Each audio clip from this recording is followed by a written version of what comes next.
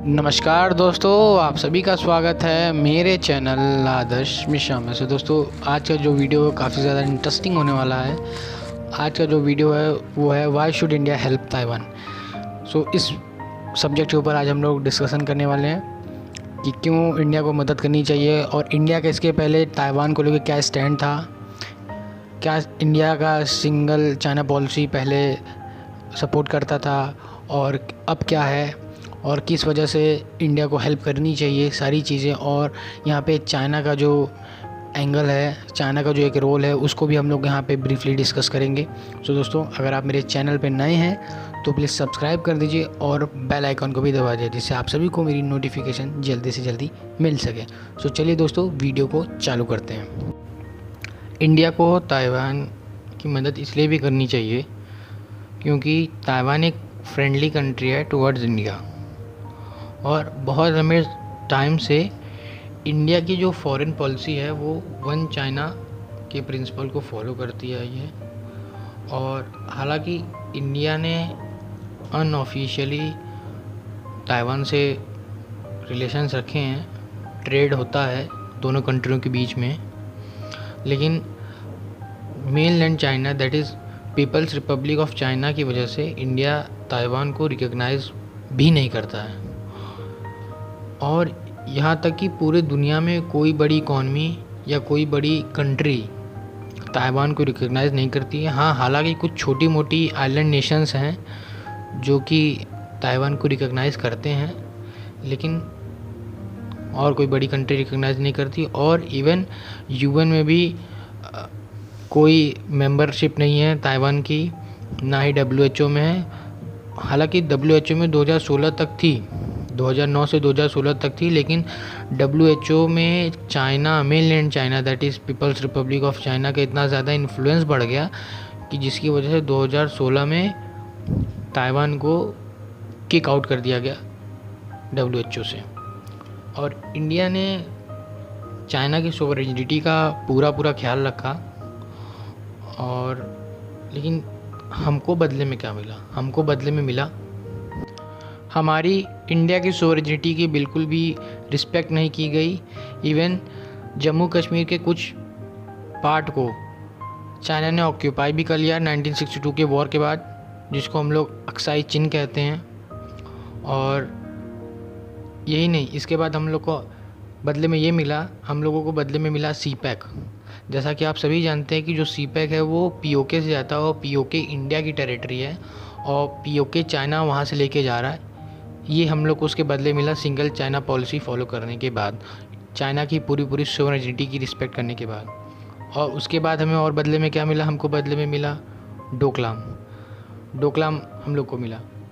फिर उसके बाद अभी रिसेंट ही कोरोना वायरस के बीच में ही चाइना का जो एग्रेशन था वो फिर से हम लोग को देखने को मिला। नाकुला पास सिक्किम में है, वहाँ पे चाइनीज़ ट्रूप इंडियन टेरिटरी में इंक्रोच कर गए थे, तो उनको फिर बैक ऑफ किया गया हमारे इंडियन आर्मी के तरफ से। और ये हम लोग को बदले में मिल रहा है सिंगल चाइना पॉलिसी फॉलो करने के बाद। इतना ही नहीं, सबसे बड़ा गिफ्ट जो पीपल्स रिपब्लिक ऑफ चाइना ने हम लोगों को दिया है, इवन हम लोग को नहीं पूरी दुनिया को दिया है, वो है कोरोना। बहुत बड़ा गिफ्ट। इसको मिलने के बाद पूरी दुनिया में हालत ख़राब है सबकी। इंडिया में एज ऑफ नाउ 1 लाख के ऊपर केस हो गए हैं, और ये सब चाइना जानबूझ के करता है। और बाद में हमको मिला टेररिज्म। चाइना ने टेररिज्म में भी बहुत ज़्यादा सपोर्ट किया है पाकिस्तान का।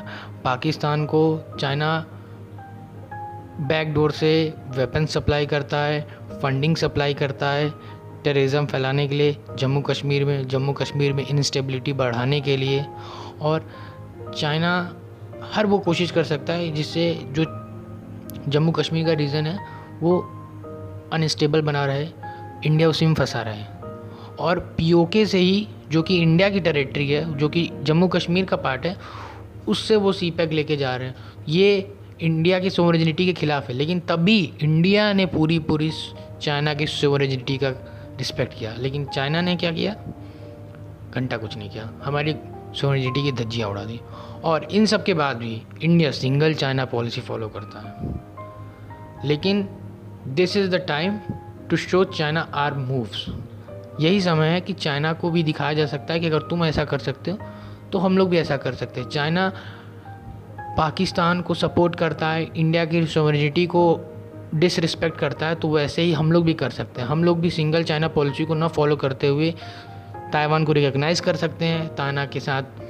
ताइवान के साथ हम लोग ऑफिशियल रिलेशनशिप बना सकते हैं, अच्छा खासा ट्रेड कर सकते हैं, जिससे हम लोग चाइना के ऊपर एक प्रेशर बिल्डअप कर सकते हैं। जिस चाइना ने हमारी सॉवरेनिटी को डिसरिस्पेक्ट किया, पीओके में सीपैक बनाया, वैसे ही हम भी चाइना को कुछ ऐसा ही दे सकते हैं ताइवान के थ्रू।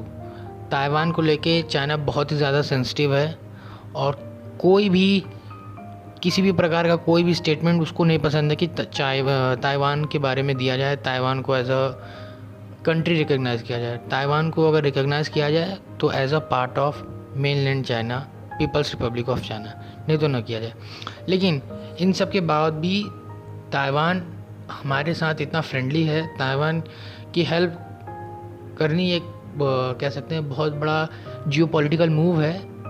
इंडिया को सिर्फ फ़ायदा भी है, पर्सनल फ़ायदा भी है, और साथ साथ इस पेंडेमिक में भी बहुत फ़ायदा है, तो वो भी मैं आपको बताता हूँ। Taiwan's importance in Indian foreign policy specially due to कोविड-19। तो ताइवान ने इंडिया की काफ़ी मदद की है कोरोना वायरस से लड़ने के लिए।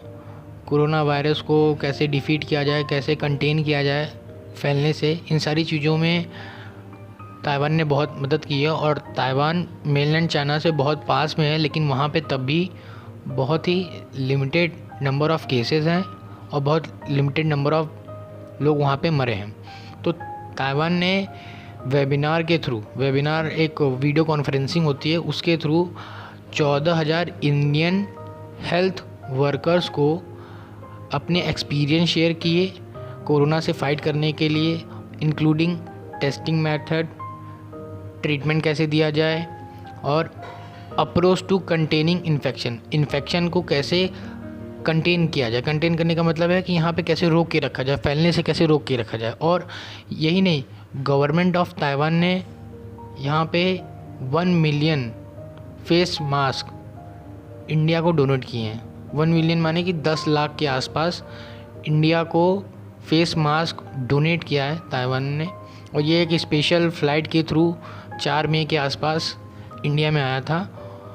और यही नहीं, इंडिया और ताइवान मिल के कोऑपरेशन कर रहे हैं रिसर्च में।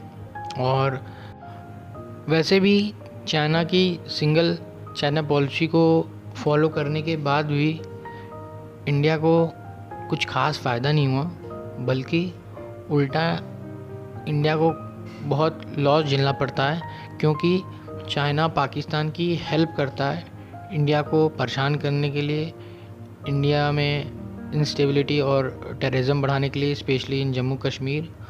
और किसी तरीके से वो ये सब फालतू हरकतें करता रहता है इंडिया को परेशान करने के लिए, और इंडिया की सॉवरेनिटी को भी हैम्पर करता रहता है। लेकिन अभी WHO that is world health assembly, ये एक WHO की गवर्निंग बॉडी है। इसी के डिसीजन को WHO मानता है और WHO इसी के ऊपर जो यहाँ पे डिसीजन लिए जाते हैं और जो भी फंड अलॉट होते हैं जिस चीज़ों के लिए, वो सब इसी असेंबली के थ्रू होते हैं और वो सब काम करता है WHO। तो इस असेंबली का इस समय जो एग्जीक्यूटिव बोर्ड को जो हेड कर रहा है वो कंट्री है इंडिया। जी हाँ, इस समय WHO के एग्जीक्यूटिव बोर्ड को चेयर कर रहा है इंडिया, और इंडिया के पास इस समय एक अपर हैंड है ताइवान को यहाँ पे फिर से WHO में वापस लाने के लिए। जैसा कि मैंने आपको बताया है कि 2009 से 2016 तक WHO का मेंबर था ताइवान, लेकिन चाइना के इन्फ्लुएंस के चलते, WHO में चाइना के इन्फ्लुएंस के चलते उसको किक ऑफ कर दिया गया। लेकिन अब इंडिया यहाँ पे चाइना को अपना मूव दिखा सकता है। चाइना को इंटरनेशनल प्रेशर भी है साथ साथ, तो यहाँ पे इंडिया एक अच्छा मूव खेल सकता है चाइना को सबक सिखाने के लिए। और यही नहीं, इस मीटिंग में, इस WHO की मीटिंग में ये भी डिस्कस होगा और ये बिल भी टेबल्ड हो गया है, वहाँ पे ला दिया गया है ऑस्ट्रेलिया के थ्रू, और कई और कंट्री ये बिल लाए हैं कि कोरोना वायरस कहाँ से निकला है, इसकी प्रॉपर इन्वेस्टिगेशन होनी चाहिए। इसके लिए काफ़ी ढेर सारे कंट्री इस बिल को सपोर्ट कर रहे हैं, चाहे वो US, UK, France, Germany, Japan, Australia, even Russia जो कि एक प्रो चाइना कंट्री है, वो भी इसको सपोर्ट कर रहा है और इंडिया भी सपोर्ट कर रहा है। और साथ ही साथ अब यहाँ पे इंडिया भी एक अपर हैंड पाके यहाँ पे ताइवान को भी एक एंट्री दिला सकता है। लेकिन हालांकि इस समय ये जो मीटिंग है केवल 2 दिन की है, तो हो सकता है कि इस मीटिंग के दौरान चांसेस थोड़े कम हो सकते हैं ताइवान का इशू डिस्कस करने के लिए, लेकिन चांसेस हैं कि ताइवान को WHO में रिकॉग्निशन मिल जाए और मेंबर बन जाए। तो दोस्तों, अगर आपको मेरा वीडियो पसंद आया हो तो थैंक यू और स्टे ट्यून।